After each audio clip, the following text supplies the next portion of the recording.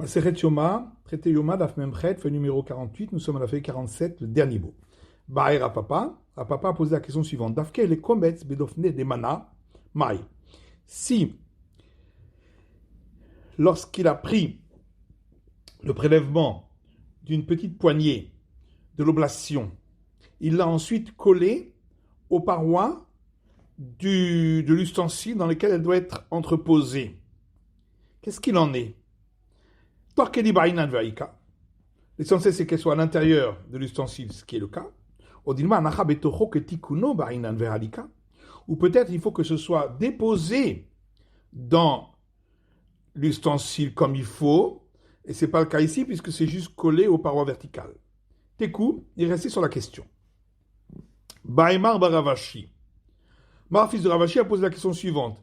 Après les manas, s'il a retourné l'ustensile en question, mais d'Afke le commerce beharité des manas. Et il a collé donc cette petite poignée au fond du socle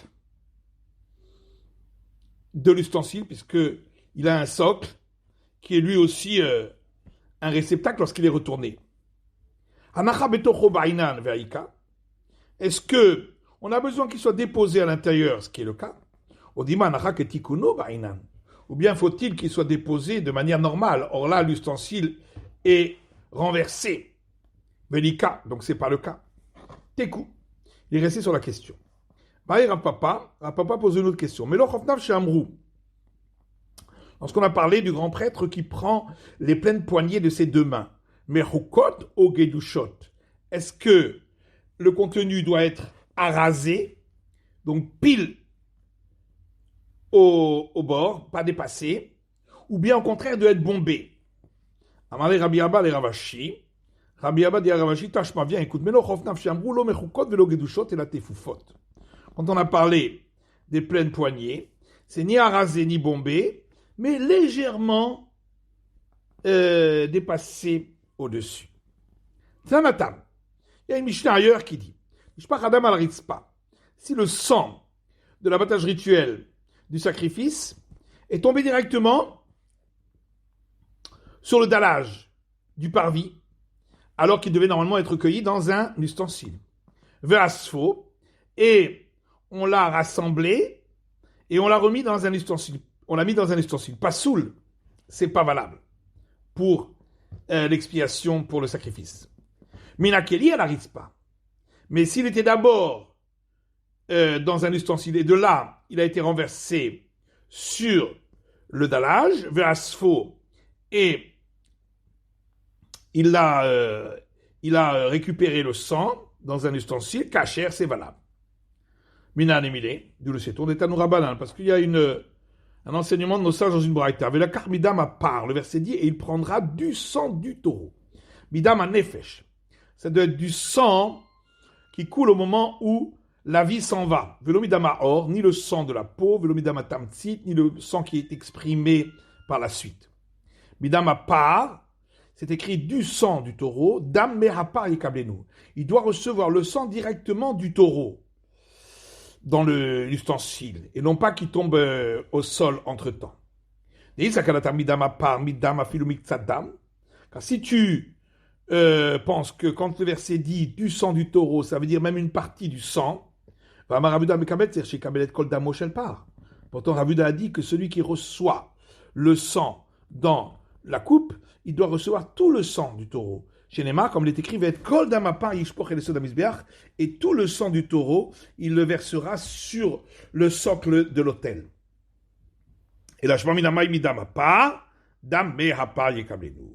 et donc, de là, on en ressort que qu'est-ce que ça veut dire quand le verset dit du sang du taureau? Le sang, à partir du taureau, il doit le recueillir dans l'ustensile. Mais que ça va gorer, et donc, cet enseignement pense que on peut enlever une lettre, comme ici le même du premier mot, le rajouter au deuxième mot et expliquer ainsi la phrase. Rapapa a posé la question suivante. Maintenant, qu'est-ce qu'il en est si l'encens que le grand prêtre avait mis dans les pleines poignées de ses deux mains, en fin de compte, il est tombé par terre après qu'il l'ait mis dans les deux mains. Yado Ketsavarbe Madame Upsula. Est-ce qu'on considère ses mains comme le cou de l'animal et donc comme le sang qui est tombé directement du cou de l'animal sur le sol et donc c'est pas valable? Odilma Kikli Sharet Dami.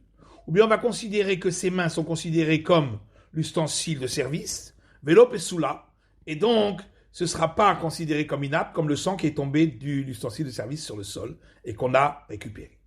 Tekou, il reste sur la question. Baï Rapapa pose une autre question.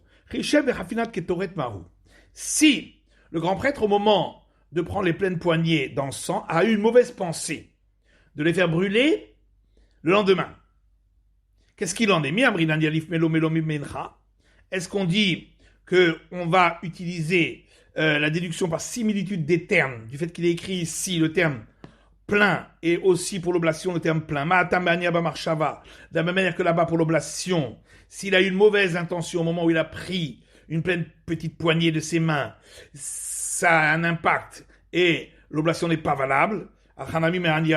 Ici aussi, la mauvaise pensée aura un impact et l'encens n'est pas valable, ou l'eau, ou peut-être pas. Amalé Ravshi Barashi le Rav Papa, Ravshi Barashi a dit à Rav Papa, tâche pas, viens écoute. Il y a une Mishnah qui dit aussi, Rabbi Akiva a rajouté à Solet, la fleur de farine, pour les oblations, va Ketoret, l'encens, va Levona, et la poudre parfumée pour les oblations, va Gehalim, et les braises pour l'encens de Kippour. Chez Imnagat Voulom et Miktsatan, Passad et Kulan. Si quelqu'un qui était impur et qui s'était immergé dans le bassin rituel, mais la nuit n'était pas encore tombée, donc il lui restait encore un peu d'impureté, il a touché une partie de ces éléments, tout l'ensemble des éléments de l'élément en question, même le reste, est impropre, bien que normalement l'impureté ici dans ce cas-là ne se communique pas de l'un à l'autre. Mais ici ça se communiquera parce que c'est sanctifié de sanctification par la sanctification du service du temple. Et on a pensé que si on considère que celui qui s'était immergé mais la nuit n'était pas encore tombée rend impropre, donc le fait de passer la nuit rendra impropre également parce que c'est considéré comme consacré pour le temple et donc passer la nuit rend impropre. Ou Midelina passe là, et si passer la nuit rend impropre, passe la nami marchava. L'intention de laisser passer la nuit rendra impropre également. Rapapa a posé une autre question. S'il a eu cette mauvaise intention de brûler l'encens le lendemain, au moment où il a pris la pelletée de braise. Mahou, qu'est-ce qu'il en est? Marchir et mitzvah que mitzvah d'amou.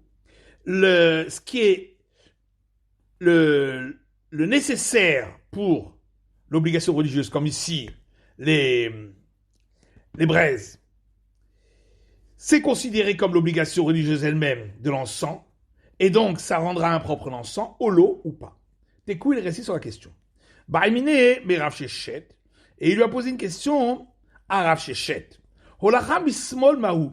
Qu'est-ce qu'il en est si on apporte les différents offrandes avec la main gauche pour les déplacer, pour les amener vers l'endroit où ils doivent être offerts. Amalo Rav Shechet, t'as mis toi? Rav Shechet lui a dit, c'est notre Mishnah. Natel tamarta bimino vetakav bismolo. Le grand prêtre prenait la pelle de braise dans sa main droite et la coupe d'encens dans sa main gauche. Donc on voit qu'on peut prendre la main gauche. Pourquoi il n'a pas apporté une réponse d'une autre Mishnah? Ditnan, et une Mishnah qui dit Harigel shelimin bismol.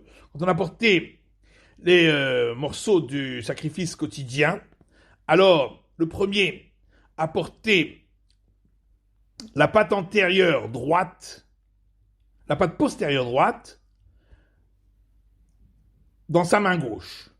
Ou betorah la hutz, et il devait laisser exposer à l'extérieur l'endroit où se trouvait la peau.